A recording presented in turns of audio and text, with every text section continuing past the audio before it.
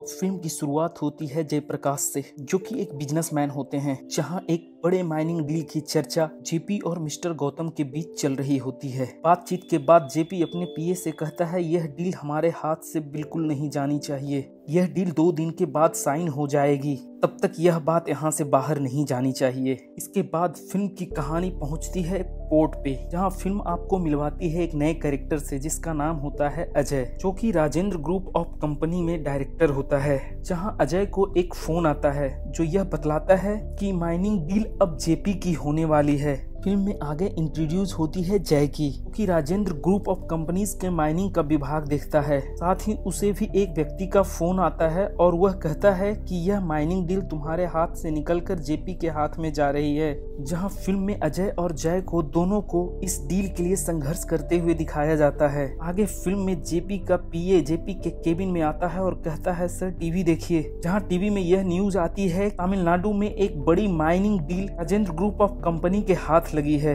यह न्यूज सुनकर जेपी के होश उड़ जाते हैं। जिस डील के लिए वह इतनी मेहनत की थी, वह डील इसके हाथ से निकलकर राजेंद्र ग्रुप ऑफ कंपनी के पास कैसे जा पहुंची। यह अभी सोच ही रहा होता है कि जेपी का मोबाइल फोन बज उठता है। यहाँ फोन पे जो आवाज होती है, वह आवाज होती है राजेंद्रन की, जो कि चेयरमैन होते हैं राजेंद्र ग्रुप ऑफ कंपनीज के। साथ ही राजेंद्र यह कहते हैं, मेरे 2 बेटे अजय और जय के होते हुए यह बिजनेस डील तुम कैसे ले जा सकते हो। इसके बाद मिस्टर गौतम राजेंद्रन के घर आते हैं, जहां राजेंद्रन मिस्टर गौतम को अपनी पूरी फैमिली से मिलवाते हैं। जहां गौतम कहता है कि इन्वेस्टर होने के नाते मुझे आपकी पूरी फैमिली को जानना होगा। साथ ही गौतम कहता है कि आपने दोनों बेटों से तो मिला दिया, लेकिन आपने छोटे बेटे विजय के बारे में कोई जिक्र नहीं की। तब राजेंद्रन कहता है, इस नाम का शख्स इस घर में था पहले, लेकिन वो ना तो मुझे पसंद था ना मैं उसे। और साथ में वह यह भी कहा कि हम मरे हुए लोगों का जिक्र नहीं करते हैं। अब यहाँ फिल्म में दिखाया जाता है मिस्टर विजय को, जो कि अपने पैरों पर खुद के बलबूते से खड़ा होना चाहता है।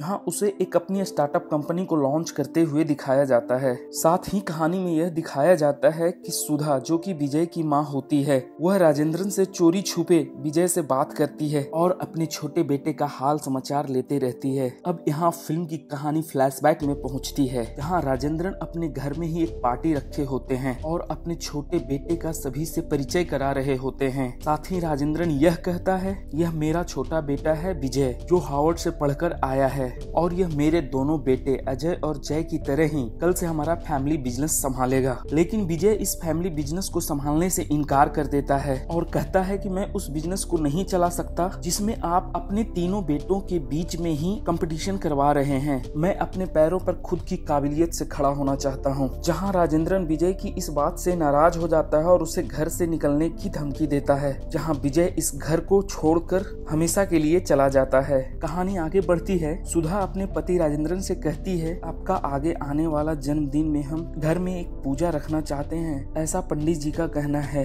तब राजेंद्रन कहता है, क्या ऐसा करने से तुम्हारा छोटा बेटा वापस आ जाएगा। साथ में गुस्से में यह भी कहता है, इस जन्म में तो ऐसा नहीं होगा। अब कहानी में आगे मिस्टर आनंद, जो कि मिस्टर राजेंद्रन के एक अच्छे दोस्त और फैमिली डॉक्टर हैं, वो यह कहते हैं कि दोस्त, अब मेरा शक बिल्कुल सही था, तुम कैंसर के 4थे स्टेज से पीड़ित हो। तब राजेंद्रन अपने डॉक्टर से पूछते हैं कि मेरे पास कितना समय बचा हुआ है, जहां मिस्टर आनंद कहते हैं आपके पास केवल 8 महीना या उससे कम ही बचा हुआ है। जहां कहानी में राजेंद्रन को थोड़ा सोच विचार करते हुए दिखाया जाता है और अगले पल घर में आकर अपनी वाइफ सुधा से कहता है, तुम जिस पूजा की बात कर रही थी वह पूजा रख लो। सुधा पूछती है, आपको अचानक से क्या हो गया है, आपने तो मना कर दिया था, फिर आप कैसे मान गए। तब राजेंद्रन कहता है कि क्या मेरा मन बदल नहीं सकता है क्या। इसके बाद सुधा अपने छोटे बेटे विजय को फोन लगाते हैं और कहती है, तुम्हारे पिता दोबारा शादी की रस्म के लिए मान गए हैं और तुम्हें उस पूजा में घर आना है। जहां विजय अपने माँ से कहते हैं, माँ तुम जानती हो मैं उस घर में अब कभी नहीं आ सकता। लेकिन माँ के इमोशन और प्यार के आगे विजय हार जाता है। फिल्म के अगले सीन में ही विजय को घर लौटते हुए दिखाया जाता है। सुधा की खुशी का ठिकाना नहीं होता है जब अपने छोटे बेटे विजय को अपने घर में देखती है। हाँ, अब विजय अपने सभी परिवार वालों से मिलता है। अब विजय घर के रसोइया से मिलता है, जहां इस घर के बारे में छोटी छोटी मगर मोटी बातें पता चलती है। तब विजय कहता है यह घर महल से जेल बन चुका है। साथ ही विजय को यह भी पता चलता है कि अपने दोनों बड़े भाई अजय और जय के बीच में नहीं बनती है। इसके साथ यह भी बात पता चलती है कि जय का अपनी वाइफ यानी पति पत्नी के बीच में भी अच्छे संबंध नहीं है। फिल्म में आगे राजेंद्रन अपने घर पे एक बड़ी सी पार्टी रखता है, जिसमें बड़े बड़े बिजनेस टाइकून को इनवाइट किया जाता है, जहां उस पार्टी में जेपी भी शामिल होता है। वहीं पार्टी के दौरान मुकेश नामक एक बिजनेसमैन अजय को कॉल करता है। अजय और महेश पार्टी से दोनों अलग होकर बात करते हैं, जहां महेश अजय से कहता है तुम अपने बिजनेस में इन्वेस्ट करने के लिए मुझसे 400 करोड़ रुपए का लोन लिया था, आज इंटरेस्ट सहित 550 करोड़ रुपए हो गए हैं, तुम मुझे वो पैसे दे रहे हो या नहीं, या फिर इसके लिए भी तुम्हारे पिता से बात करूं। जहां अजय महेश से कहता है कि थोड़ा वक्त और दे दो, कंपनी का चेयरमैन बनते ही मैं तुम्हें सारे पैसे दे दूंगा। अब महेश अजय से कहता है इसकी क्या गारंटी है कि तुम्हारे पिता तुम्हें ही वारिस बनाएंगे। बातें तो यह चल रही है तुम्हारे पिता तुम्हारे बड़े भाई जय को अपना वारिस बनाएंगे। इसके बाद अजय कहता है मैं ऐसा नहीं होने दूंगा। साथ ही यह कहता है कि अगर तुम्हें मैं 550 करोड़ से भी बढ़कर कुछ दे दूं तो। इसके बाद कहानी जय तक पहुंचती है, जहां जय एक शादीशुदा होते हुए भी के पास अस्मिता नामक एक गर्लफ्रेंड भी थी, जो कि उस पार्टी में आती है और जय से बात करती है और कहती है तुम अपनी पत्नी को कब डाइवोर्स दे रहे हो और मुझसे कब शादी करोगे। तब जय अस्मिता से कहता है मैं अभी जल्द ही वारिस बनने वाला हूँ, थोड़ा सा समय दो। तब अस्मिता कहती है अगर तुम्हारा भाई बन गया तो। यहाँ फिल्म देखने में ऐसा प्रतीत हो रहा था कि जेपी जो है इन दोनों भाइयों के बीच में लड़ाना चाहता है तथा राजेंद्र को नीचा दिखाना और अपना मुनाफा कमाना चाहता है। इसके बाद फिल्म की कहानी आगे बढ़ती है और राजेंद्रन को हॉस्पिटल में चेकअप के लिए दिखाया जाता है, जहां राजेंद्रन का फोन बजता है और जो सामने आवाज होती है वो होती है जेपी की। यहाँ जेपी राजेंद्रन से कह रहा होता है तुम अपने आप को खुद को टेंडर किंग समझते हो, लेकिन तुम जिस माइनिंग टेंडर का सपना देख रहे हो वह अब मेरी हो चुकी है, शायद तुम्हारी किसी नजदीकी नहीं अब उस टेंडर की सारी डिटेल मुझे दे दी। यहाँ राजेंद्रन इस बात से बौखला जाता है और हॉस्पिटल छोड़कर तुरंत ऑफिस पहुंच जाता है और अपने सारे डायरेक्टर की एक मीटिंग बुलवाता है, जहां वह अपने दोनों बेटे अजय और जय से पूछता है यह माइनिंग टेंडर की बात किसने लीक की, यह जिसने भी किया है उसे मैं बिल्कुल नहीं छोड़ूंगा।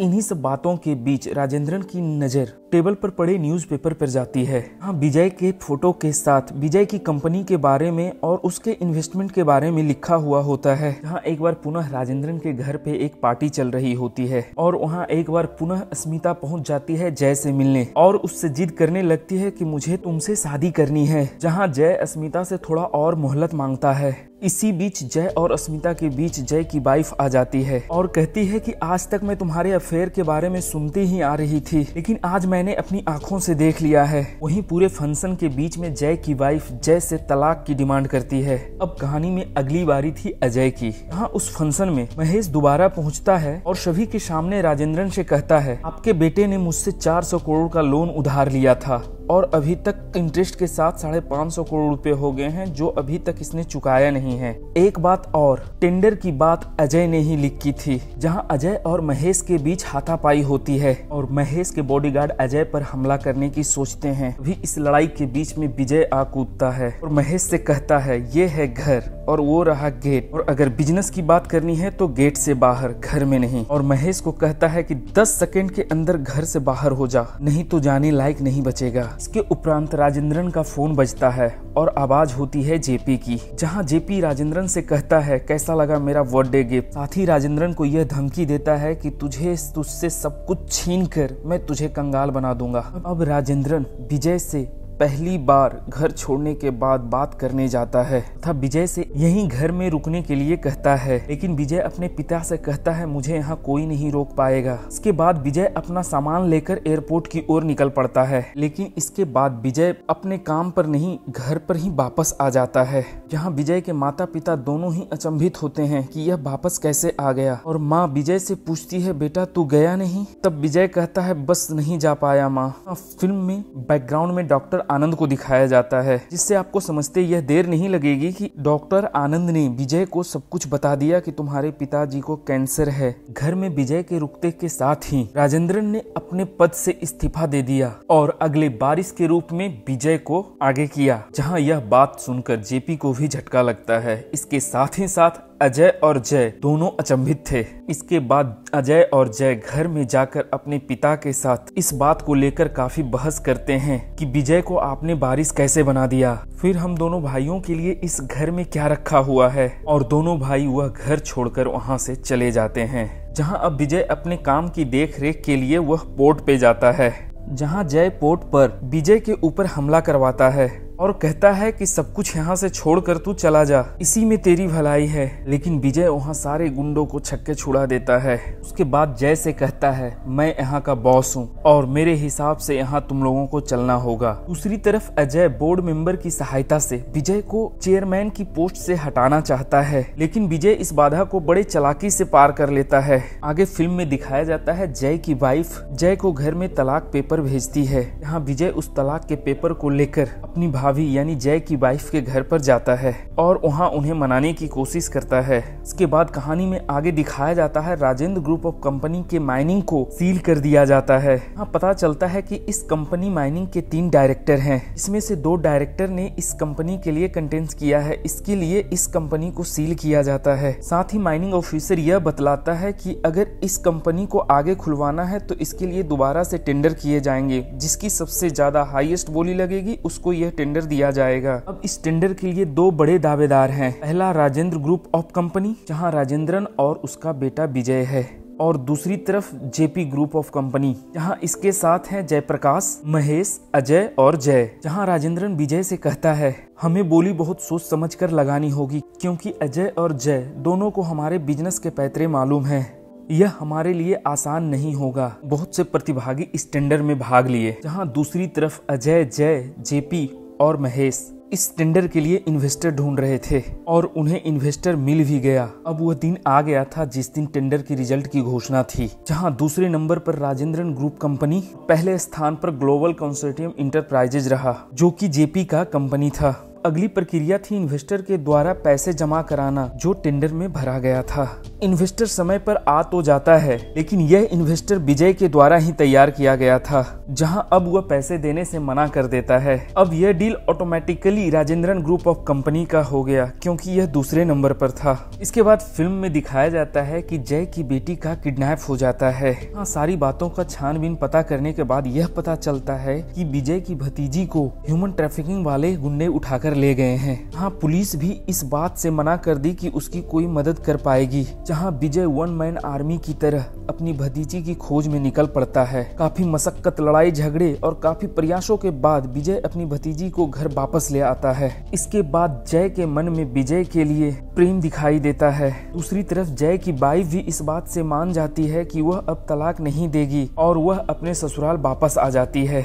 साथ ही जय भी अपने घर वापस आ जाता है और परिवार के साथ रहने लगता है। लेकिन अजय अभी भी नाराज हुआ बैठा होता है और साथ दे रहा होता है जेपी एंड महेश का। अगले पल कहानी में राजेंद्रन को फर्श पर गिरा हुआ दिखाया जाता है, जहां इसके बाद उसे हॉस्पिटल में भर्ती कराया जाता है। और वहीं और लोगों को भी पता चलता है कि राजेंद्रन को कैंसर है और कुछ दिनों के मेहमान हैं। जहां विजय की मां विजय से कहती है बेटा अजय को घर वापस ले आओ, जहां जय कहता है मां वह वापस अब नहीं आएगा। दूसरी तरफ अजय जेपी के साथ मिलकर मिस्टर गौतम से कहता है जो डील आपने राजेंद्रन ग्रुप के साथ किया था अब आप जेपी ग्रुप के साथ कीजिए। जहां गौतम कहता है यह डील मैं पहले ही राजेंद्रन ग्रुप के साथ कर चुका, अगर जेपी के साथ दोबारा किया तो कानूनी अड़चने आ सकती है।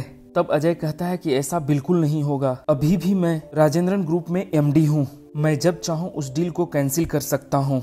जब यहाँ ये लोग मीटिंग कर रहे थे उसी बीच वहाँ विजय और जय आ पहुँचते हैं और घर जाने के लिए रिक्वेस्ट करते हैं, लेकिन अजय साफ साफ इस बात से मना कर देता है।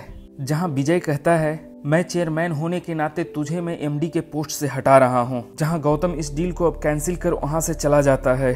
इसके बाद जेपी और अजय के बीच में ही बहस शुरू हो जाती है तथा बिजनेस को बहस लेकर इतना ज्यादा हो जाता है कि लड़ाई झगड़े का रूप ले लेती है। जहां जेपी के गुंडे अजय को मारना शुरू करते हैं और विजय यह सब देखता रहता है और यह कहता है कि जब तक अजय मदद के लिए खुद नहीं बुलाता तब तक हम दोनों भाई में से कोई नहीं जाएगा। आखिरकार अजय को झुकना पड़ा और अपने भाई को बुलाना पड़ा। इसके बाद फिल्म के हीरो विजय ने सारे गुंडों को धूल चटा दी और सही सलामत अपने भाई को अपने घर ले आया। जहां फिल्म के लास्ट में दिखाया जाता है कैंसर की वजह से राजेंद्रन की मौत हो जाती है और बाकी बचे परिवार हंसी खुशी उस घर में रहना शुरू कर देते हैं। तो दोस्तों यह थी फिल्म बरिसू की कहानी। दोस्तों आज के लिए बस इतना ही। आगे मैं पुनः एक नई कहानी के साथ जुड़ूंगा। तब तक के लिए धन्यवाद।